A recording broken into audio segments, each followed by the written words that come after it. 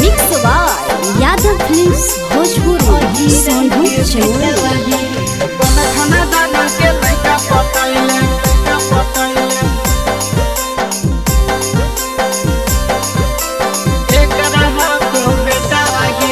केकर रुपैया पर कर है फुटानी, केकर रुपैया पर कर है फुटानी, लेके घूमो ही बुलेटा वागे। अगे कौन खाना दाना के लइका पटैले केकर को बेटा वागे।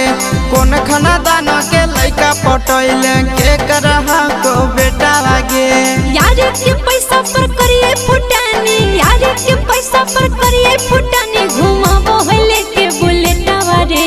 बड़ो घराना के लइका पटैलिए अहीरा के बेटा वारे। बड़ो घराना के लइका पटैलिए यादव जी के बेटा वारे, यादव जी के बेटा वारे, यादव जी के बेटा वारे। कौन खाना दाना के लइका पटैले लइका पटैले केकर को बेटा वागे।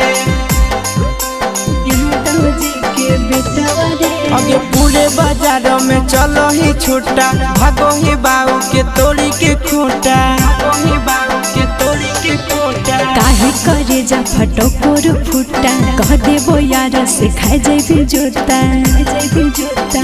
के कर दी हल पे नहीं पायल, के कर दी हल पे नहीं पायल, के कर दी हल गाला से टावागे। अगे कौन खाना दाना के लइका पटैले के कर को बेटा वागे। बड़ो घराना के लइका पटैलिए यादव जी के बेटा वारे, यादव जी के बेटा वारे, यादव जी के बेटा वारे। कौन खाना दाना के लइका पटैले लइका पटैले केकर को बेटा वागे। यादव जी के बेटा वारे। अगे हगौ या सिसवा की हगौ नंदन गे, केकरा पछौड़ी लूटा बोही धन गे, केकरा पछौड़ी लूटा बोही धन गे। छुपे रो छोरा मुँह करे बन रे, विकेश पहमन उठवही धन रे, धन रे। खिले लगलो जवानी गे छौड़ी, खिले लगलो जवानी गे छौड़ी, खाही कोन टबलेटा वागे। अगे कौन खाना दाना के लइका पटैले केकर को बेटा वागे। बड़ो घराना के लइका पटैलिए यादव जी के बेटा वारे।